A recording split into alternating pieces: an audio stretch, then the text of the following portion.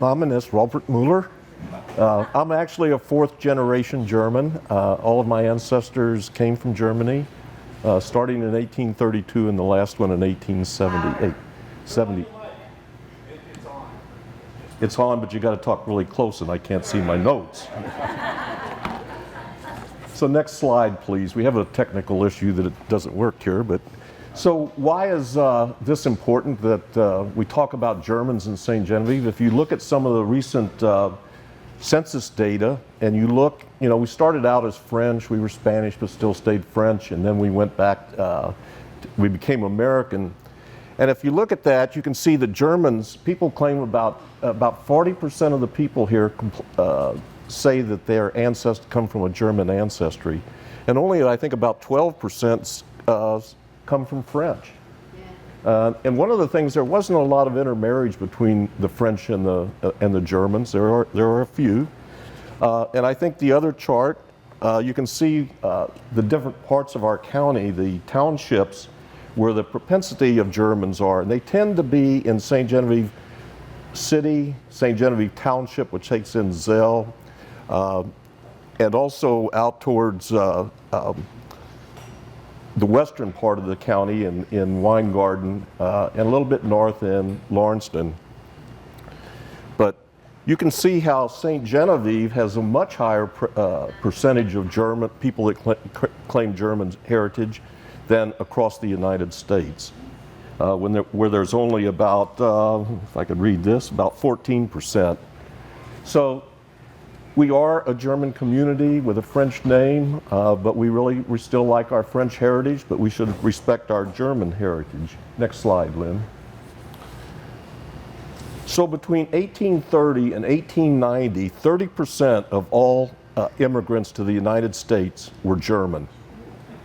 I don't think people realize that. We always talk about the Irish immigration, but the Germans were a great majority of that. And a lot of the reasons were that times were poor in Germany. There had been several wars. There was a revolution in 1848, and some of them came after that. But that caused them to come to America to seek a better life, like a lot of immigrants of the time did. Next slide, please. So if you look at this slide, the darker it is, it's the number of the German national density in 1900. And you can see that it's mostly the northern states, from New England up through Minnesota, Wisconsin. You have a great German heritage. You have one here in Missouri. So you see that dark line coming down into Missouri. We actually have two kinds of German ancestry here in Missouri. We always think about Herman. When they talk about Germans, they don't talk about Germans in St. Genevieve. They talk about Germans in the Missouri River Valley.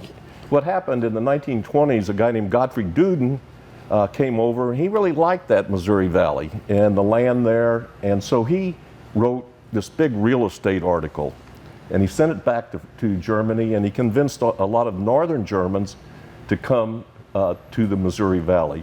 Now, our Germans are a little bit different here. We're mostly southern Germans from the Duchy of Baden and others, and we'll get into that. Next slide, please. So when we look at this German migration, I said it started about 1830. These are some of the families that came very early in that time period. Before that, we had some other German families here. Back even in the colonial period, we had Franz Kuhlmann, which, if you are around here, you know about the Colemans. His name was really Kuhlmann, and he was a brewer, and the French named him Francois Coman. So, but we also had a doctor here that had studied at Heidelberg. I think he was more interested in collecting debts from his patients than he was from doing doctoring. Around 1800, we had the Butcher brothers who were stonemasons. They helped build the Pierre Menard house across the river, and also their house, one of their houses was right across from the Carl Schwendt house. It was one of the first, there was a lot of matrimonial intrigue with the Butchers. one of the husbands claimed his wife was had some infidelity, and it went all the way to the Missouri Supreme Court. So that was kind of an interesting thing. Then we have people like Henry Kiel, who came here right after 1800. Joseph Herdig, he's not really German, but he spoke German. He was Swiss. And he started a school down by River Vause, and it was called the Asylum. And 3 future United States senators went to the school at the Asylum. Joseph Herdig became one of the first members of the Board of Education for the state of Missouri, and he kept that school from 1815 to 1827. Then we had Albert Bish, and you see down where Bill Talapic's building is, that's Bish and Roberts' store. He was a German that was a merchandiser. And the last that came before the big migration were the Zieglers. And they had the Green Tree Tavern. They had it as a tobacco shop, among other things. Next slide, please. So again, these are the names of families. I got this through census records. In 1900, they would say when people came to America. Got it through baptismal records, death records in our church. Most of the people, the Germans that came here in St. Genevieve were Catholic, and just a variety of ways. But my first ancestor is Benedict Huber, and he came in 1832. There were a number of families there, the Follerts, the Schwentz, the Hermans, the Ross. All of these are familiar names if you live in St. Genevieve. Reims in 1833, and 1835, 1838, it's just like a who's who of St. Genevieve from these names that started from this early migration. As I said, some of them came later, like my Klein family came in about 1848. He was a soap boiler, and he was coming to avoid famine and civil unrest in southern Germany. Next slide, please.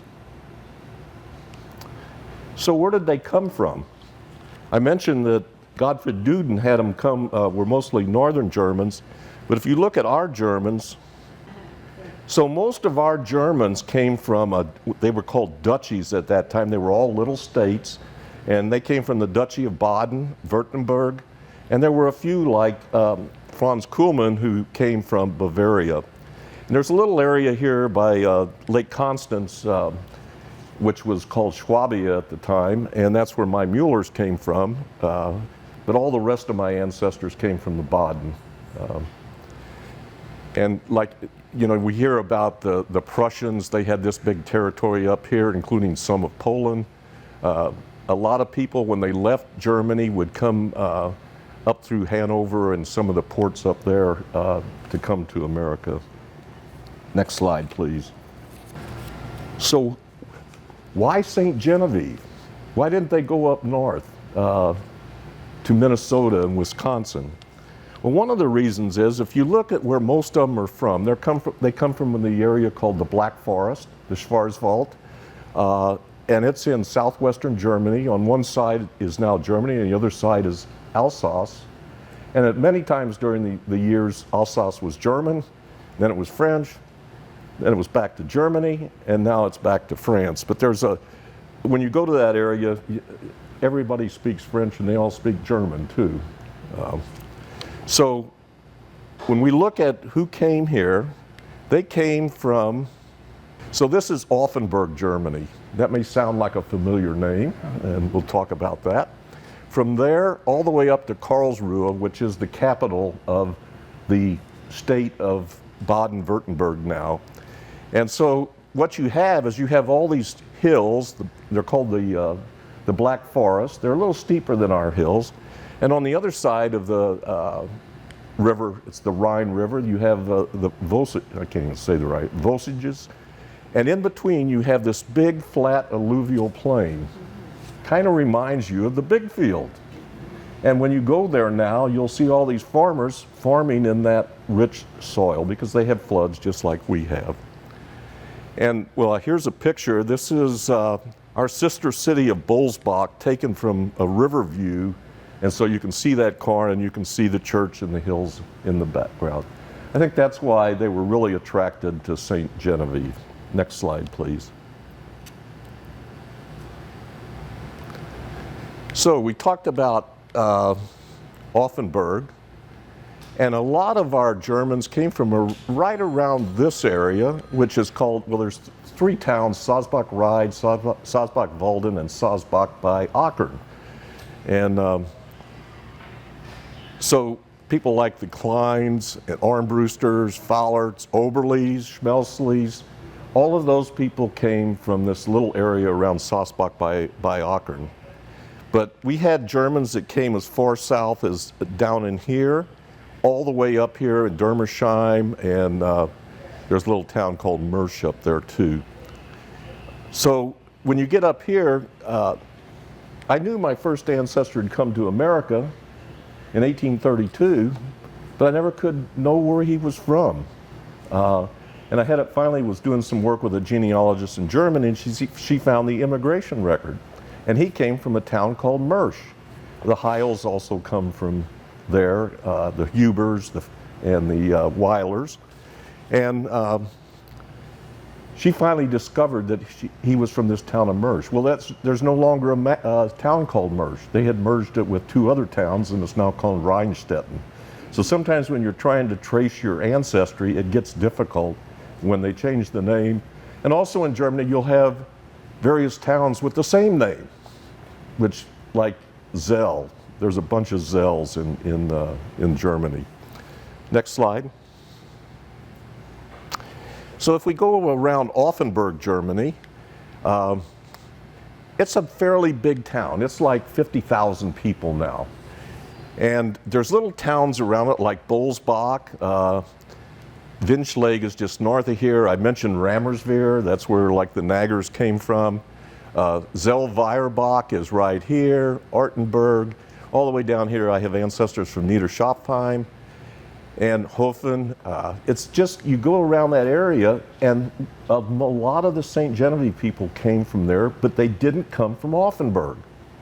They were primarily farmers and that sort of people rather than city people. And so times were tough, and so they came here to America. Next slide, please. So in 2009, my brother and I went to Germany and visited all 25 of our ancestral villages, and it was a lot of fun.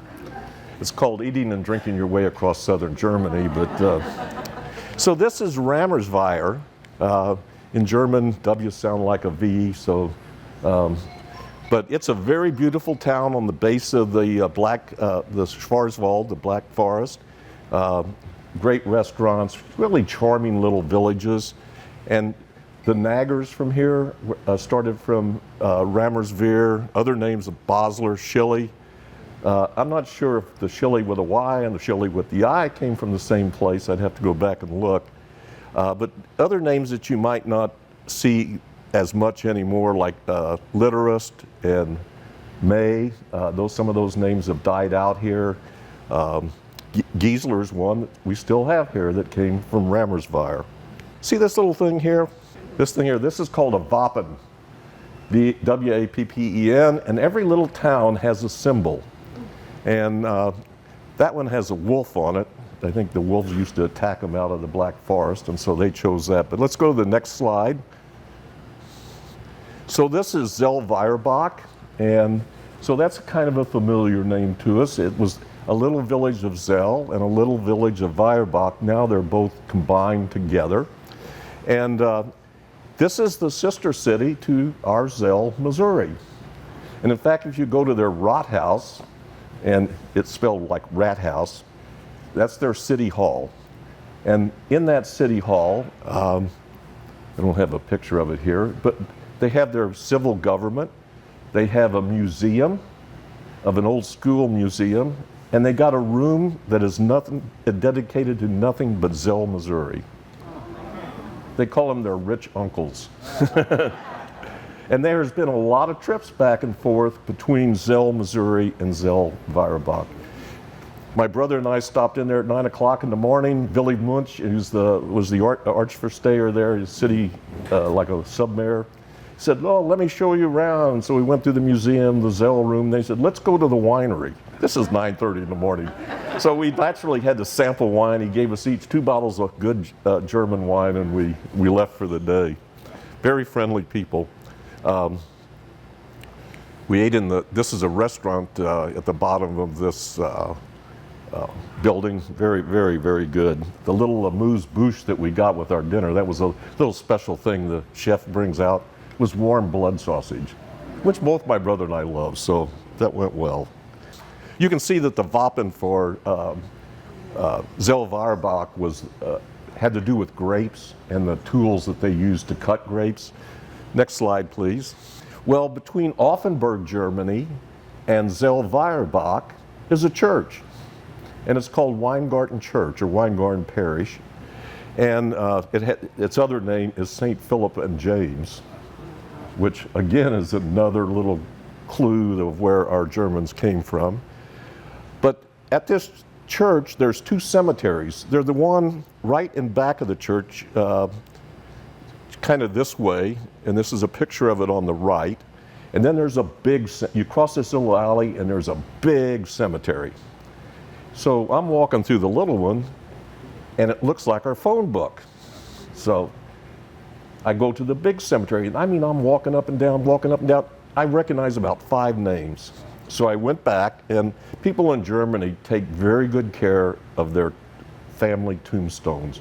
They plant flowers, they have lamps. I only saw one bad-looking tombstone, and it was from an ancestor of mine in another town. But they really take good care of it. And so there was a lady there tending the tomb of her father or mother. I said, what's going on here? You know, I recognize these people and those I don't. She said, oh, those are Offenburgers. So, little town rivalry. But I think it's important that we know about this church, because it is the reason that we have a town called Weingarten, or Weingarten in German. So, next slide, please. Here's another town that's very important to us, Bolsbach. It is our sister city. If you look on the front of City Hall, you'll see a Wappen that is the apple tree. And one of the things I saw at Bolsbach was that they did have big apple orchards. They almost plant them like corn. The trees are real close to each other, so they get a high yield. On the left is the Rathaus for Bolsbach. And they have a thing, Mary, at least remember the name? No.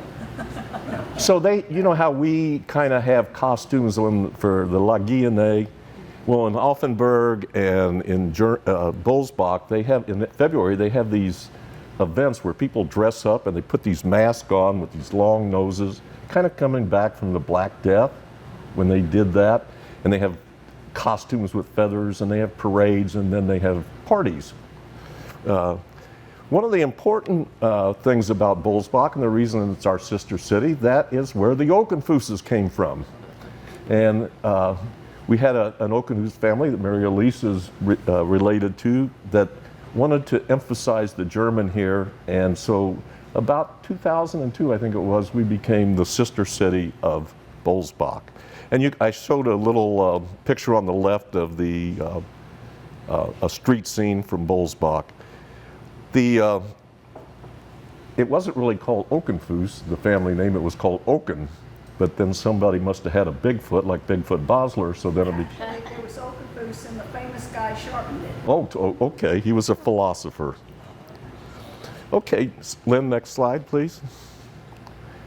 So one of the things I do, Frau Trimmer, who's the French or German teacher up at Valley, she has me come talk to her class about every other year. And so I always ask her the name of the students in the class. And this was one of the students in the class that I talked with recently.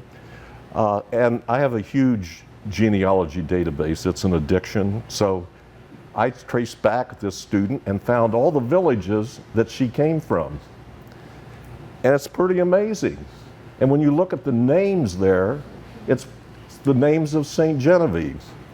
We kind of had a joke when I was young that when the teacher said, write about your great-grandmother. We all wrote about the same person. And this is why. But you see Zellweierbach, Ortenburg, Mersch, my old favorite town, Durbach, that's where the Schweigers came from too. Some of the Volksbecksphere. So we are from all of these little villages, mostly around Offenburg to Karlsruhe, Germany. We'll come back to this one later. Go ahead, Lynn. So where did they settle when they came here? You know, we were French. The French had come here very early. They had all these land grants. They had all the good agricultural field in Le Grand Champ. So when the Germans came, and a lot of them were farmers, where did they have to go farm? They had to go farm in the hills. And so they settled in places like Zell, and that cemetery at Zell is a very interesting one. I have a lot of relatives buried there. It also tells history when you go to some of these little country cemeteries. The first 2 rows in that cemetery are all children. And they're all, a lot of them are from the Spanish flu epidemic in the 1918 and 1920. Somebody posted that picture on the upper left with the pigs. Is that the Bowman farm, I guess, what would be there, shooting back towards the church? It's been all over the internet. But you see tombstones in there. Here's Barbara Grimminger, not Greminger. Somebody misspelled it, I think. But it says that she was, here rests Barbara Grimminger, geboren, born 2 February 1840, died gestorben 23, what was that, August 1892. So there's a lot of tombstones in German in Zell. Next slide, please. The other place they settled was Weingarten. And that kind of reminded them, Zell was really the first settlement here for the Germans. Weingarten came a little bit later. It was a little far to go to church, so they began to build a church in Weingarten. You can see a very old picture of that church. My last ancestors that came to America were stonemasons, and in 1898, they built that steeple. And they stayed with the Dunseys in Weingarten, and one of my great aunts married a Dunsey. So most of those buildings are gone except for the church, which burnt in 1936. And they changed the steeple just a little bit, but it's pretty good for what it was when Master Mason Mueller came from Farmington to build that steeple. Next slide, please. Oh, the cemetery there is another interesting cemetery, mostly German. We'll get back to that in a little bit, but go ahead. The other place is New Offenburg, and Mary Elise knows those 2 people. Victor Schreiner is on the left, and he was the Archversteher, the submayor of Bolsbach, and the other one's Christoph Jopen, who was a submayor of Offenburg, or the city of Offenburg, and they came over to visit. And Mary Elise had a trip to take and being a guide on a bus, so they came and stayed at my house, and we had a delightful time with them, but had to take them out to New Offenburg and get a picture of the sign. As you drive 32, you don't see much of New Offenburg. There's a road that goes to the, I guess that would be the south of 32, across the tracks, and through there is New Offenburg. New Offenburg was on something called the Plank Road that went from Iron Mountain to St. Genevieve, and it went through famous places like Valley Forge, and then Weingarten and New Offenburg. And when they straightened 32, they kind of put the towns of Weingarten and towns of Offenburg kind of off the main drag. Not much, but they did. So this is a picture on the right of downtown New Offenburg. It used to be a lot bigger. They'd always have a saloon or 2, a dance hall. I don't know if any of you remember Joe Burley's. Well, as a kid, we lived in Farmington. My ancestors were here, so we always had to stop at Joe Burley's. And he had a dance hall upstairs. It's now the JC Hall there. But downstairs, he had all kinds of stuffed animals in the bar, including 3 hornets' nests or 2 hornets' nests. Really a great place as a kid to visit. Okay, next slide. Other local areas that we had here, Zell was originally called the German settlement because that's where the Germans settled. Then we have one called New Bremen. Anybody know where New Bremen was? Just down the road from Missouri. It's 1 mile north of Orzora, and probably where the truck stop is there. And it was called Campbelltown too, at one time. That one, I've never found that on a map. I've just seen references to it in the newspaper. Another area was called the Kell district. Anybody know where that was? Kell is a town just outside of Offenburg, Germany. It's a port town on the Rhine River, but it is out on Sugar Bottom Road. There's a school out there called Kell School. It's still there. It's now a residence. But a lot of Germans moved out into that part of the county. And there's one I've never found called New Alsace. French village was called Little Canada, but I see this referenced in the papers, but don't know where it was at. And then River of Vause, which is a French name, meaning river of mud or muddy ground, was actually founded by a family called Staub. And to all of us locals, it's called Staubtown. Sometimes we refer to it as River of Vause, but it's really Staubtown. And the church there is called St. Philip and James, just like that church at Weingarten Parish. Next slide. So let's talk a little bit about how these people influenced our area. And one was in German newspapers. Came pretty late. I mean, we were kind of in the back end of the German migration. 1874, the Free Press and the Free... Frau Trimmer, what's a Blatter? B-L-A-T-T-E-R with an umlaut. Oh, pages. Pages? Leaves. Okay. And then later was in 1880, the Beobachter, which was Observer. And then 1882, the St. Genevieve Herald started. And it's not spelled like we spell it now.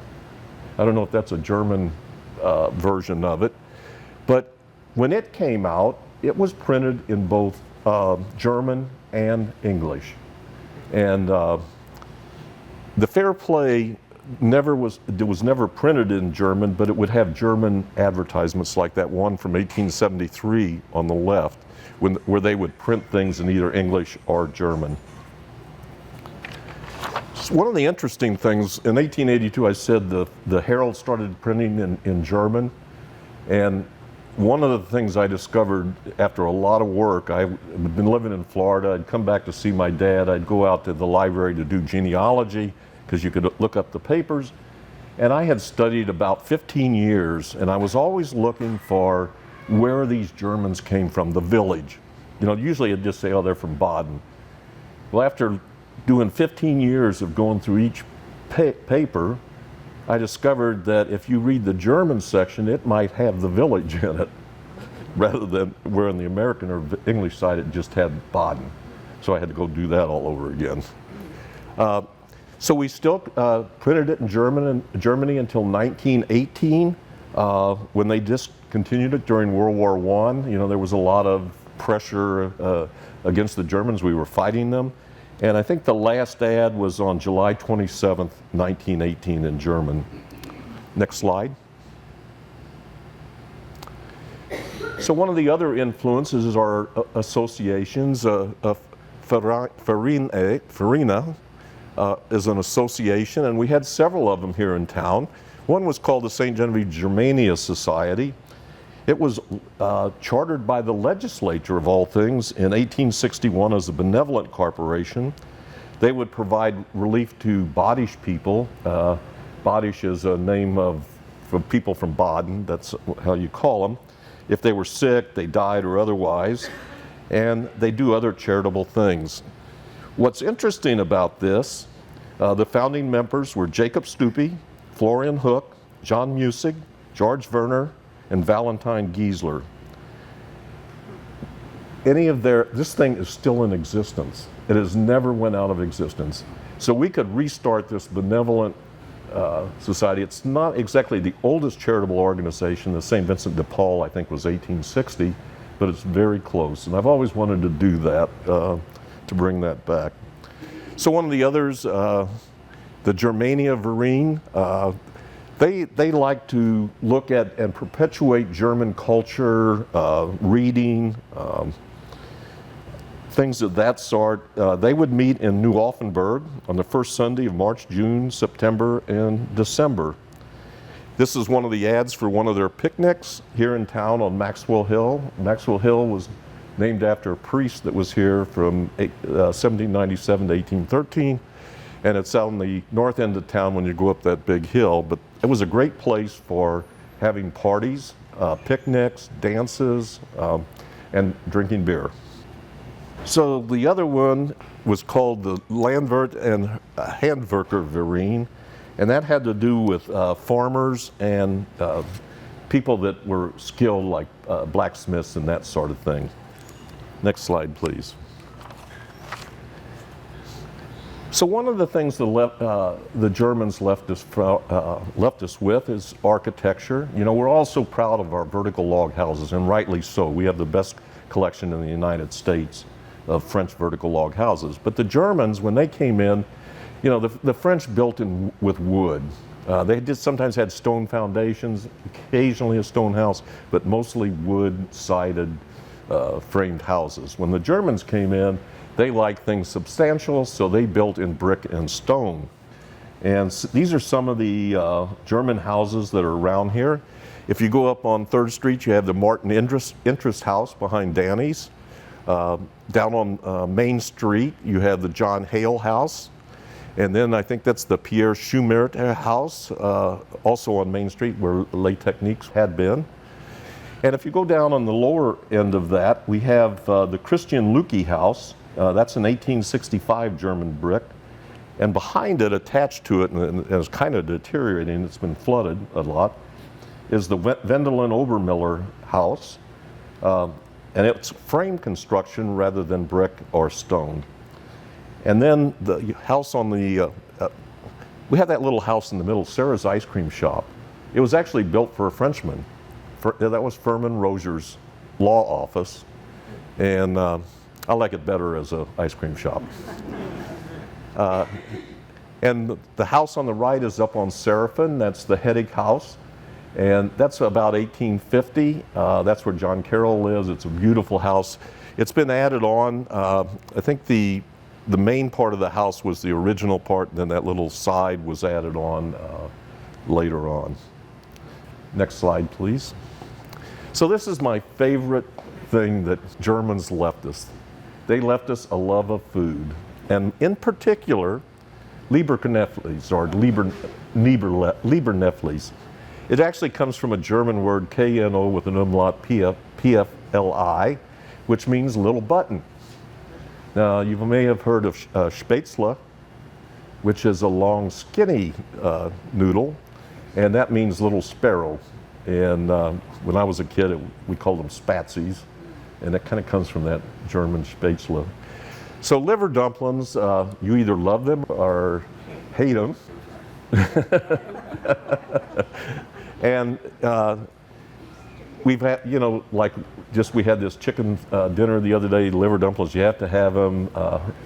Herb Fowler always says you better have mashed potatoes with them, and you got to have gravy on both, and you mix the two. That's heaven. And we at one time had a liver dumpling mascot. I think that's probably Ollie Nagger in that. I think his name was Ollie, and that was back when we had in the 90s something called Deutsches Tage Days, German days. So I would say if there's one dish that epitomizes the Germans of St. Genevieve, it's liver dumplings. Next slide. So there's other German pastas. I mentioned Knäfflis up on the, and we spell it, I don't know, about 4 different ways. K-N-I-F-L-E-Y and K-N-A-E-F-L-Y. And the one thing about liver dumplings is you don't hand out your recipe. Each family has their special blend, and do they use chicken livers, beef livers, pork livers? and don't give them out. I had to beg Brenda for the liver dumpling recipe from the old Celine Inn, and I got it. It just says liver, bread, or wheat, and it was probably for about 100 people. So on the bottom is your spätzle, and a lot of times you would make either Nefle or spätzle with a slider up there, and I know the old Rick's got one that's really old. But there's other methods. If you look down on the bottom, that's called a Spätzle-Schaber, or the thing that she's cutting it with, and the board is called a Spätzle-Breit. I actually have two of them. My uncle had made my dad one, and I made one myself, and I use it all the time. And it's just a thin board with an angle, and you put your dough on there, kind of thin it out, and then use that Schaber, like a pastry knife, to cut it off into the boiling water. There's all kinds of other, you can use a potato ricer, there's something called a Spätzle-Ass in Germany. And most of us weren't have enough wealth to have some of these things, so people would cut it off the end of a bowl. You get your dough in the bowl, and you get it to the edge, and you just take your knife and cut it off in the boiling water or on a plate.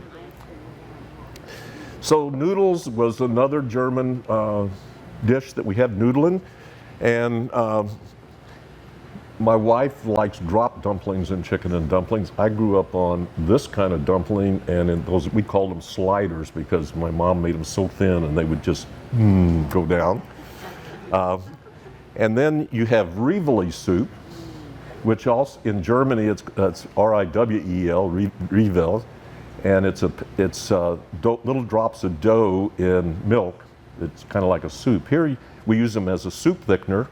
And the way you make them is you take a little dish of flour and you take an egg in there and you just start crumbling with your fingers until you got the size you want. Then you put it in the broth, and it thickens the soup. And when I grew up, Saturday night was tomato beef soup with Rivelis. I mean it extends the meal. First time my wife saw that, she said, "Ew, floaters." But she eats it now. Okay, next slide. The other thing they left us is German meats, and we're all familiar with Oberli's.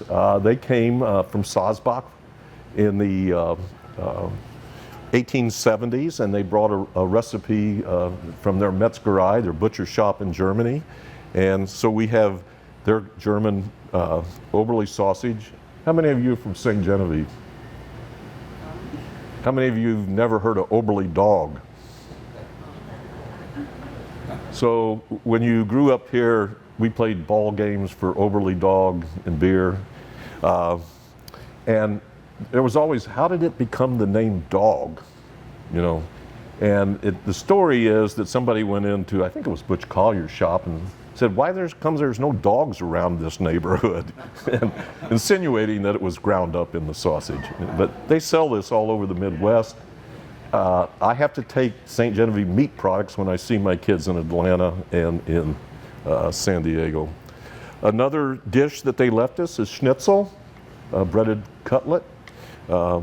Actually, I think Audubon's has been doing a pretty good job on their schnitzels. Sure. Yeah. And then on the right is pork sauerkraut and potatoes. That's really my comfort food from growing up. And every New Year's Day we have a pork sauerkraut and sausage party at our house because I'll explain that a little bit later why that's important to eat on New Year's Day. Some things that we had in the past that we don't have anymore, you can't buy here. Well, there's some people still make it as Blutwurst or blood sausage. It was something from happened during butchering time. And they make it with, that one has pieces of fat in it. I happen to like the old soft kind. And we had that in our house quite frequently growing up. In the middle is called head cheese or Schwartenmagen. And on the right, you still can buy Schwartenmagen or head cheese out at Oberli's. And on the right is liver sausage, Leberwurst. And unfortunately, they don't make that anymore. That was a really tasty dish. Next slide, please. Some other German foods. If you go in the Anvil, you can get German fries. You can get them at the Old Brick. Bratkartoffeln is the name of that. And we had something kind of unusual called the white meal. When I grew up, we couldn't eat meat on Fridays or in Lent, so we typically had something called the white meal. In our family, it was a little bit different. At the Old Brick, they serve it with nefles, white beans, fried fish, and stewed tomatoes. Well, we never had the stewed tomatoes. We would have noodles, beans, and potato salad. If you want to get a carb load, that was a carb load. Other things that we have here, there's Pfeffernusse cookies on the bottom, or on the bottom of the two cookies. And on the top are Lebkuchen. It's the German gingerbread. A gingerbread house is a Lebkuchen house. And on the down in the corner is something called Hutzelbrot. And it is German fruit cake. Hutzel means dried pears. And it really comes from Schwabia, where that area, the middle part of southern Germany. And I think Roger made a few of those in his lifetime. He said Tony Zarinelli would make 1,200 of those at Christmas time. So that was an important thing. Next slide, please. Music. The French loved their fiddle and playing that and the guitar. The Germans brought in the accordions. They still like the fiddle too, but some of the songs that they brought is Silent Night, which is really Austrian but sung in German. O Tannenbaum, O Christmas Tree. The Beer Barrel Polka. Yet the name of that is really Rosamunde, which means red mouth. And it's really not a German song, it's a Bohemian song, and it was something called Wasted Love or something like that. But we like to have it because it's a good drinking song. Another one is the Ach du lieber Augustin. Our German band plays that. And then even at our King's Ball, we do the Schottish dance every year. Next slide. So many of our Christmas traditions came from Germany. Things like, I don't know how many of you, when you were little, you know, if you were bad, Santa was going to bring sticks for you. You had St. Nicholas Day, where when you would put your shoes out, you might get a piece of candy or some fruit. He always had a helper, Bell's Nickel, or the one in Austria was really bad. He had horns and fur and really scary. Not as bad as the one from the Netherlands. If you were bad in the Netherlands, the guy was called Black Peter, and he would come and take you to Spain. So the Netherlanders didn't like Spain because Spain ruled them. But things like Christmas lights came from there. Tinsel came from Germany. The Christmas candles really started with Martin Luther. He was walking home one night from church, and it was kind of a starry night, and he looked up and he thought, oh, this would really look good on trees. In Germany, you don't get a Christmas tree until Christmas Eve. They put it in a separate room to do it. Candy canes kind of started in Strasbourg, which is part of Germany. A choir leader would make those, and they were all white. They weren't red striped. That's more of an American invention. But he would give them to his kids to be quiet during Mass when they weren't singing. So let's see what else on here. Oh, tinsel. When they first started making that, they started making it out of lead. Well, that didn't work too well. And then they made it out of pewter. That didn't work too well. Silver was too expensive. I don't know, has anybody ever still used tinsel? That was the thing. It took us all day to put that on the tree and and take it off. And there was one even worse, right, Mark? Angel hair, right? Yeah. I think that was an American invention. So, I mean, things like Christmas trees. First one of those was about 1680 in Strasbourg, and it would just have nuts and little wafers on it and things like that.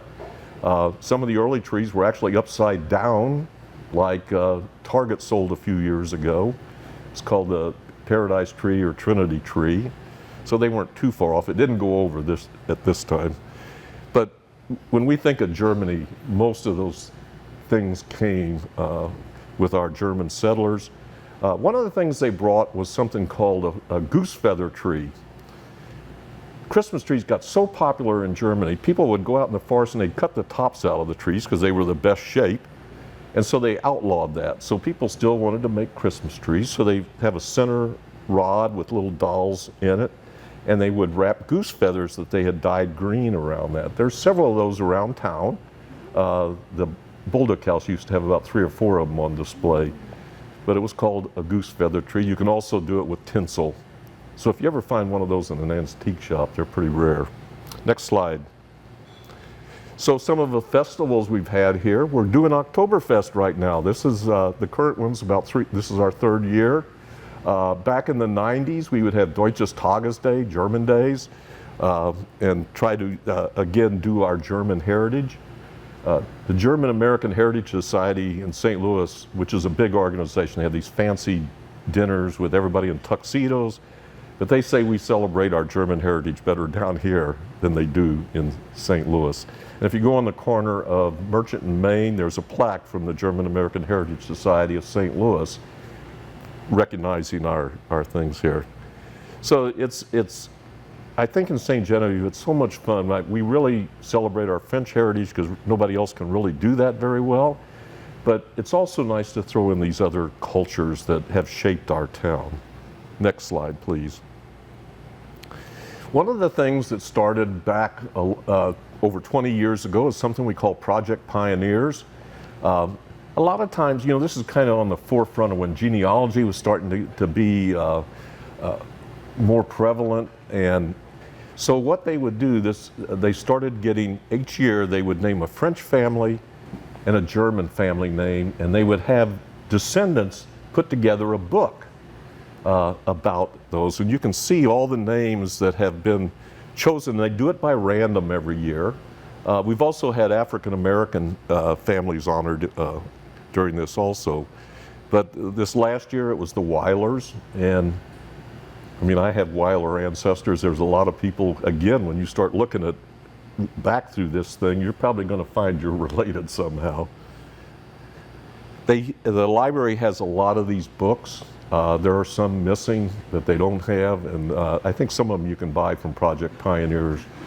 But it's a big deal. It's the opening ceremony of the Jour de Fête annually, and each family name, they have t-shirts, they have a little group together, they put family charts on the wall, various places. So it's just the luck of the draw when your family name comes up. And sometimes you find things like in 2001, I worked on the Armbruster book. I was living in Florida, but I found out there were 5 different Armbruster families in St. Genevieve, not related, that we can find. There's 5 Huber families if you don't count the Perryville Hubers that moved in here. And there's 5 different Mueller families that we can't connect. So you really get to see a wide variety in these books of different families, even though they might have the same name. Next slide, please. One of the things the Germans left us was religion and churches. When we were French, you had to be Catholic. When we became Spanish in 1763, you had to be Catholic. So we go back to France in 1800, 1804, we become American. But the French had really, this overarching Catholic religion was very important during the colonial days. And then when the 1830s, when those Germans started coming in, guess what? They're from southern Germany, and guess what religion they are? They are Catholic.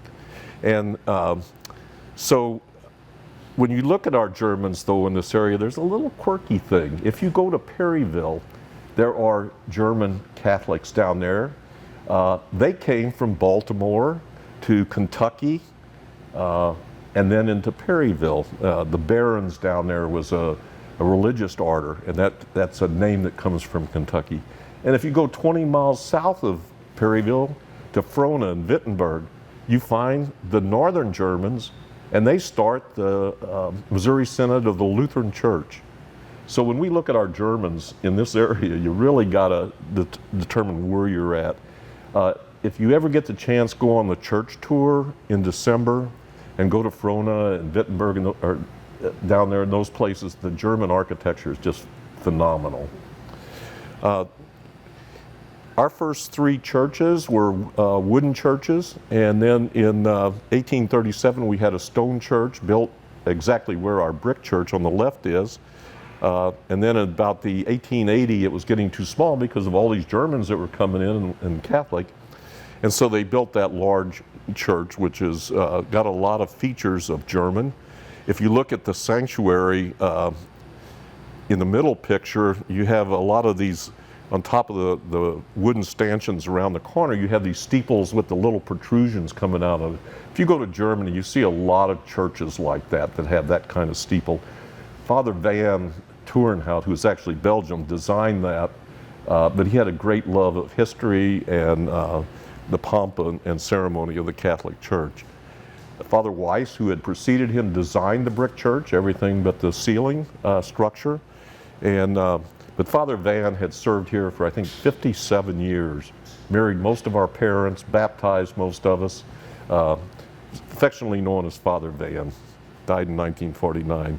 But our oldest church, existing church, is not the Catholic Church, it is the Lutheran Church, Heilige Kreuz, Holy Cross. And it was started about 1865 and finished about 1870. And they are part of the Missouri Synod of the Lutheran Church.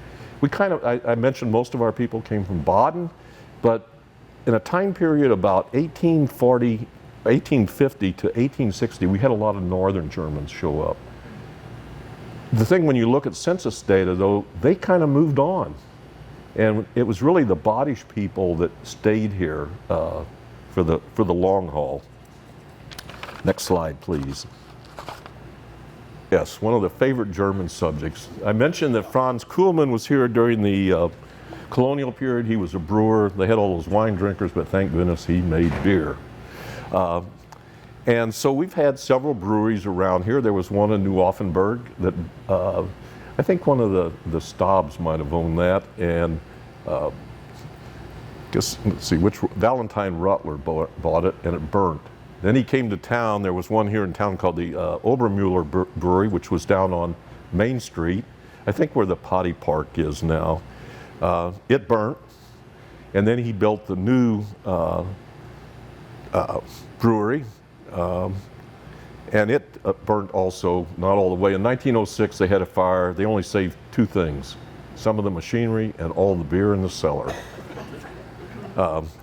When they built the new one in town, it was down on 3rd Street, and it was called the St. Genevieve Brewing and Lighting Company.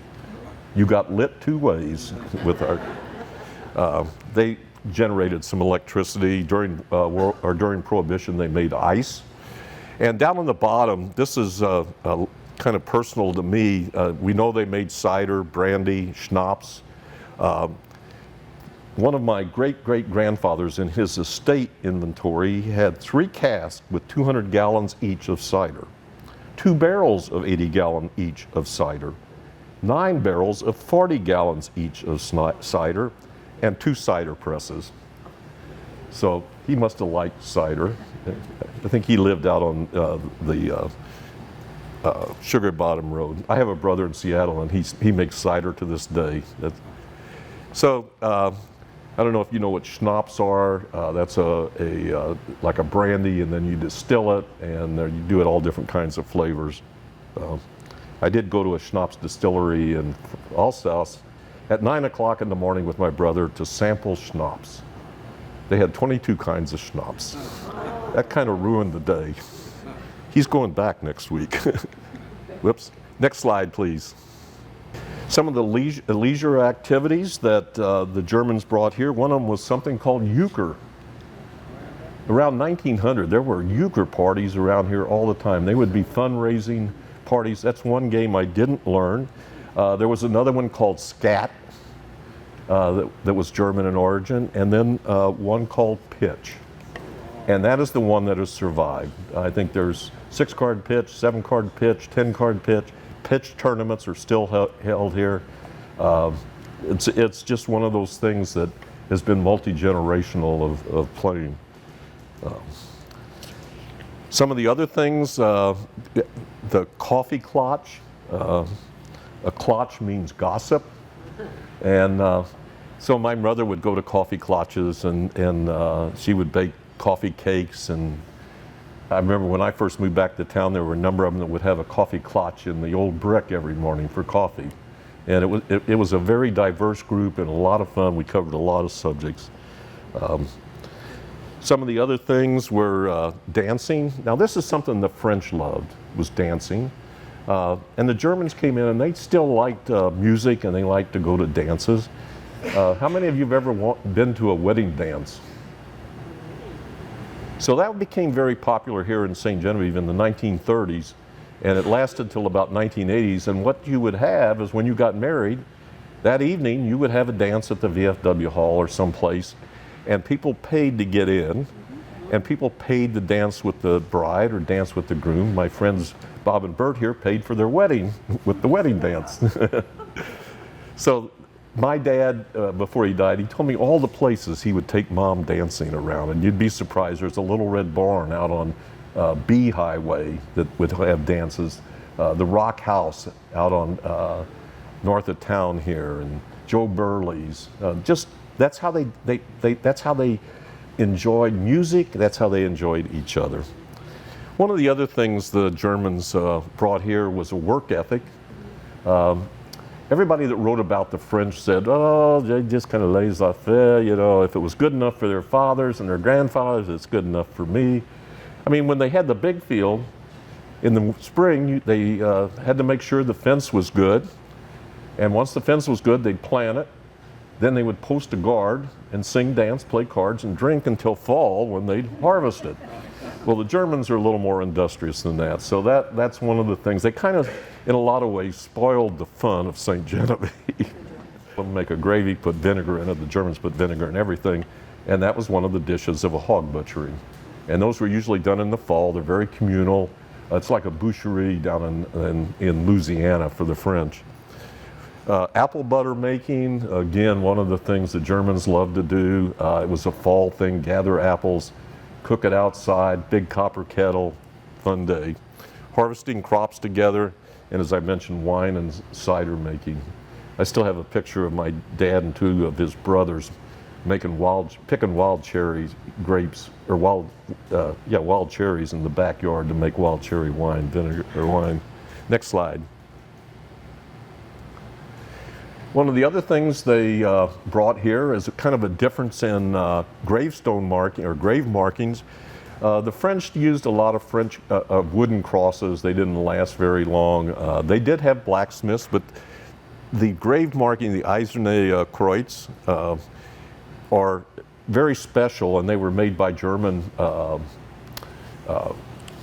blacksmiths. My first ancestor was a Schmiedmeister, a master blacksmith, and I'm sure some of the crosses in Zell and crosses in Weingarten came from his hand. You can see some of them are very ornate. We can't read the names on all of them anymore. They kind of corrode over time. But some of them were very beautiful and really showed off the skill of the blacksmith and was a way to market. You see a lot of these out at Weingarten. River of Oz has got a great number, and Zell has a number of iron crosses. There's a few out at Lawrenceston also, and some of these are from those 4 different cemeteries. Next slide. So the Germans kind of influenced the war here during the Civil War. By that time, we had most of our Germans had immigrated here. St. Louis was very German. And when they started raising troops, it was the Germans that signed up first. And there was a General Siegel, and the term was, I'm going to fight mit Siegel. I'm going to fight with Siegel. And there's a picture of him, and they would have recruiting posters in German. And I think the Germans were kind of anti-slavery. One of the reasons, they had a lot of, in their early times, serfs, and then during the time before the 1848 uprising, they had to, they were just kind of tired of ruling people. And so they were, I don't know if they were against slavery per se, because of what it was in the ownership of human chattel, but they sided with the Union predominantly during the Civil War. We have our Civil War group has the name of a lot of different Germans from here, predominantly Germans that served on the Union side during the war. Next slide.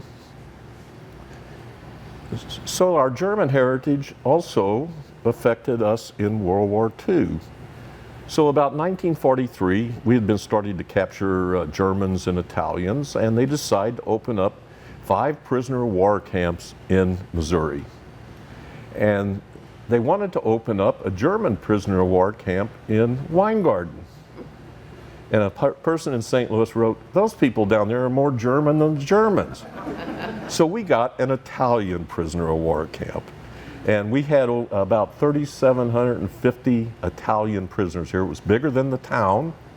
I think there were a total almost 5,000 people when you look at all the soldiers and administration and cooks and stuff. And there's a book called The Enemy Within Us, or Among Us, and it's a book about these 5 ones. And the author came to St. Genevieve one time to do kind of introduce his book, and he starts talking, and all these people in the audience go, "I worked there, I worked there." You know, it was really kind of neat. So the German heritage made us get an Italian prisoner of war camp. Next slide. So some of our street names around here that you'll see: Ziegler Street, Gettinger, Grass, Herzog, Kiefer, Combe, Troutman Drive, Weiner, Weiler. So as you drive around town, you see these names, and they kind of reflect the German people that lived here in St. Genevieve. So that's next slide. So one of the things, when you study the French, there's something called a D. You see a name like André de Guerre, and then you see the word D-I-T and the name La Rose. And it means André de Guerre, also known as the Rose. So the French were wonderful in some. I've seen the rose bush, the briar bush, the feather. They would get nicknames, and sometimes they would interchange them. Sometimes you'll see him in a document that he'll be called one name, and another document he's called the other name, the nickname. And sometimes those families split, and one takes part of the name and one takes the other name, but they end up being all related.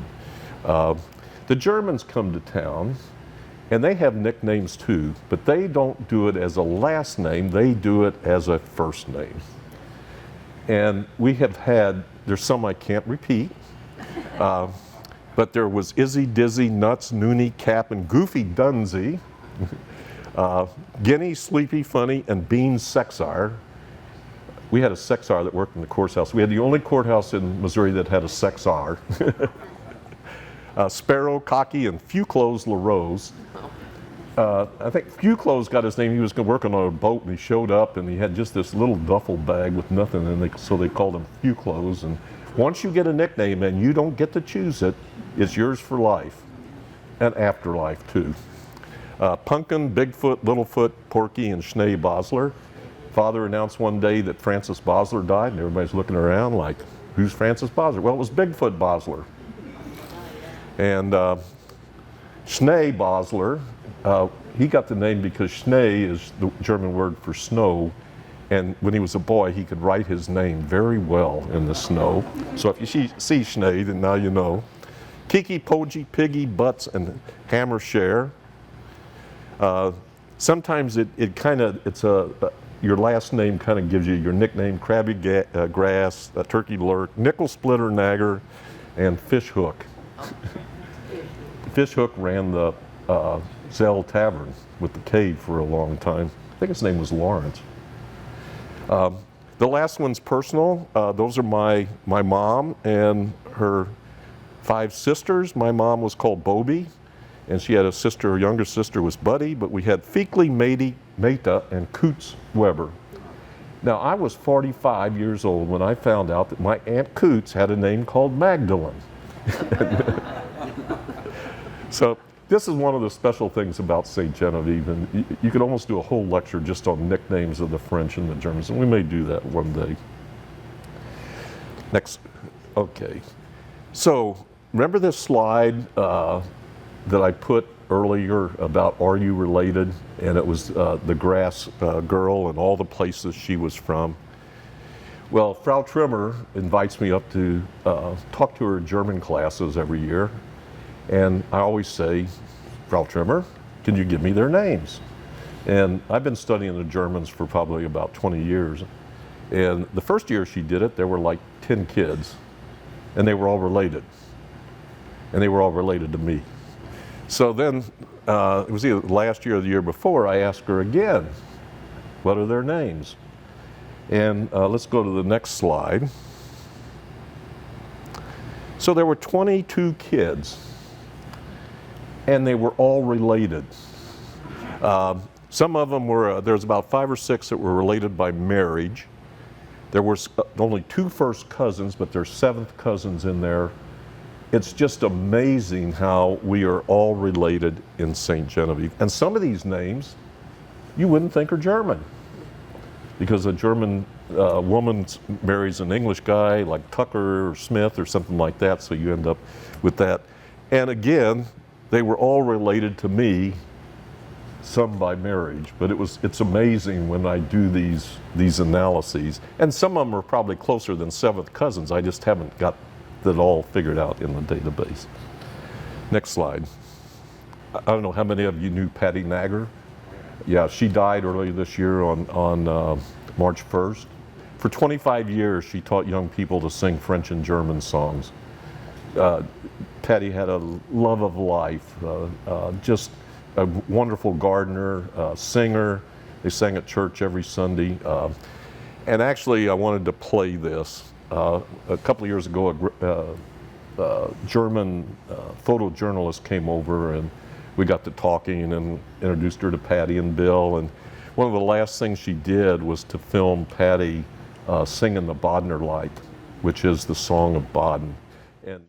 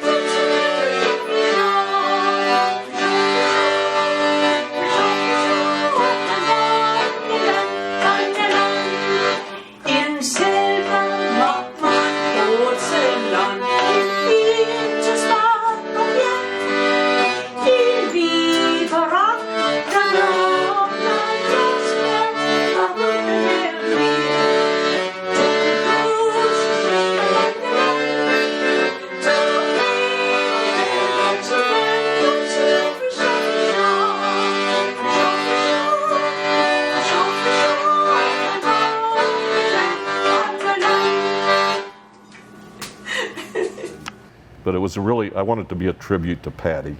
It is such a loss to our town.